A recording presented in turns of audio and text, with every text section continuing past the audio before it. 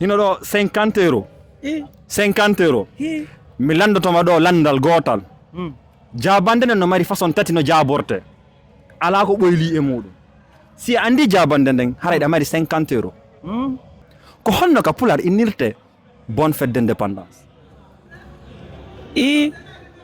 ɗa mari 50 euro si a haali réponse on no wodi façon tati no yewtirte hara fof hino feewi bonne fête d'indépendance musidɓe ɓe joome kise woni moɗon kala ka woni ɗon kala algal aduna haray mi hiiri kon ko musidɗo mon ariane hoore fello hiɗen hannde ka saare men mollanɗo ɗum noon woni Roma haray noon hannde ɗen ari ɗo fi battane woni tumbodiral fi fête d'indépendance on haray ko lamminaɗo men on hikkiɗo yeeso on mo nodditiri laamateri makko no woni ambassade on ɗo e haray noon ɗen fotti ɗo e gorejo miññirawo kotirawo musidɗo meɗen haal pularjo kan mbaadi makko tun on yiyay andon komo Pita goto gaynay kako telimile e Pita goto acci hakki ko Pita goto gaynay musidɗo Pita haray kala ko woni ɗon on salminama kono ko adi kon taw ko honno inteɗa konto e cayɗen ga iwɗa min ko Amine Bah minnete ko Florence mi woni Florence yes ok fiyeɓe anndaɓe haray Florence kayinte ɗon kadi FIRENZE e haray ko honɗum woni sombo ko ittuma e FIRENZE ton adduma ha ga hannde bon ko noddidal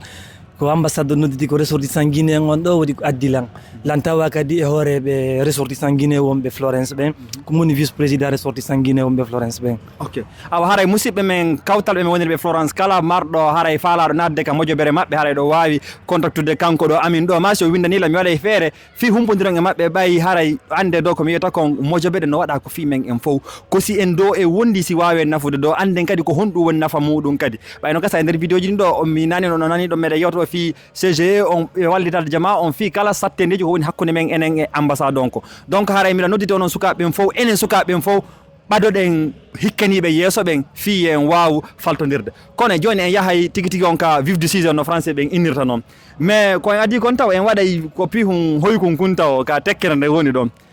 hande ka guinéenjo ka pullo mo yima ɗo an andi koma Pita musidɗo Jeni Alpha musidɗo Mr Woulen haray meɗen hiwro on kala ko wonirɗon kala algal aduna e woni ni duuɓi 56 laggine hetti indépendance mum on hande an ka wonɗa ɗo ko honɗum ko français ɓe inta kon rendement fier ka yata janggoɗa représentant rouge on vert on bon haɗa ko ɗum randilan fier d'être d'abord guinéen je suis fier d'être guinéen fier natif de Pita a faami ga ko ɓiɗɗoɓe Pita ko pittani kamen bon aɗa kadi ɓay ka laggini no atti e pays attiri ƴettugol indépendance mum o ko no woni weltare ma ko woni ko wonanɗa neɗɗo leydi laggine neɗɗo leydi waɗi noon ka no tawa noon kay ko busno tawde ko laggini no tawa e adiɓe ƴettugol indépendance mum e nder Afrique ok awa Amine hino ɗo 50 euro 50 euro mi landotoma ɗo landal gotal jabande nden no mari façon tati no jaborte ala ko ɓoyli e muɗum si a andi jabande nden haray ɗa mari 50 euro ɗa wakkili gasi may ɗa wakkili la wakkili a susay susay ok Amine landal ngal waɗingal hitande feƴƴunode sida ka ndarowalan haray déjà a yi réponse on nder ton ko honno ka pular innirte bonne fête d'indépendance ɗa mari 50 euro si a haali réponse on no wodi façon tati no yewtirte hara fof hino feewi bonne fête d'indépendance welo lettugol hoore mum welo hettugol hoore mum welo hettugol hoore mum on nanniɗa kono wono fête on ko honno fête haalirta ka pular par ce que fête a wata inde ko welo ko juldere ni pular juldere ɗum ɗon andi ka arabo yiwri juldere na pular juldere na pular e juldere ka arabe julde men question ko kadi awa jirninaɗo goɗɗo ko kadi awa non question ko ɗum tun 50 euro si a andi ko honno innirta bonne fête d'indépendance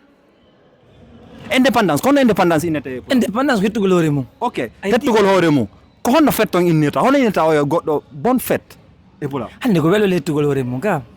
alors andi welo on ɗum ka wano ka français hara en traduise français on welo c'est plutôt sengo ka plaisir ok min noon ko fête wonde yewtude jamon kadi noon na juldere en fait ko sa juuli na juldere kadi ayga donc kadi a juuli en fait ingol ɗo en juuli ko welta ko juuli e jammo ko welta ko len hetti e jam hetti indépendance men ko ɗum joni mi wallama tun ara nun ɗum ko heddi ko mecca ton ok fête ka pular laabungal no inne FOMOU ko hikki nder ton indépendance on ko honno yewtirta hara na hettugol hoore mum on par ce que hettugol hoore mum on sino yewtoro noon kono no woodi ko ɓuuri fewde ɗum ɗon no woodi façon ji tati no yewtirta façon ji tati no yewtirta ara fayno indépendance aɓe Pita ɓen ɗo mi famal dey e ngal mi andanani Undo kang. No 50 euro mi uppi mo fiu. Mi walli male mi alde ka buri sattude don fetto woni ka fomu don indépendance mo 50 euro goy ko 500 000 francs ni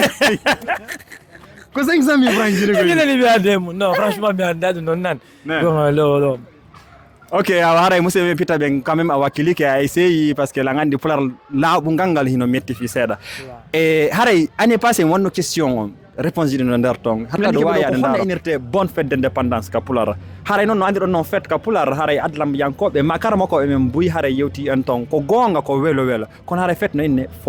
fomu nyalande hettare haray non wobbe non kadi ko fomu nyalande rindankaku ma fomu nyalande rindinabe haray non don andi bawo do rindinegol haray en innayno ko haray ko jihabe ben rindankaku ko si a hetti e hoorema e hoore ko goddo rindi e maada o jonnitama hoorema haray non innugol non kadi ko nyalande hettare ne bay haray ko nyalande meden non dum wadi e on 2 octobre 1958 haray ko do wonno réponse on finde ko bonne fête d'indépendance ka pular meden mi weltike bersa ko jonda ko on ASC ya tanti itti boy dande la fala wadde vidéo donc en waddi vidéo donc mi tamjini ran kadi a weltike min kadi mi weltike parce que ko yidan no to mais en fait bay me chou weltike non bay 50 euro mi yaltini de han non en fait andi ko mi abino ma don on se ajaba on golon say don afami ga la ngando 6 non mais tu ba ni mandi 6e mon après 100 jours à 6e arda godo ko kadi ouven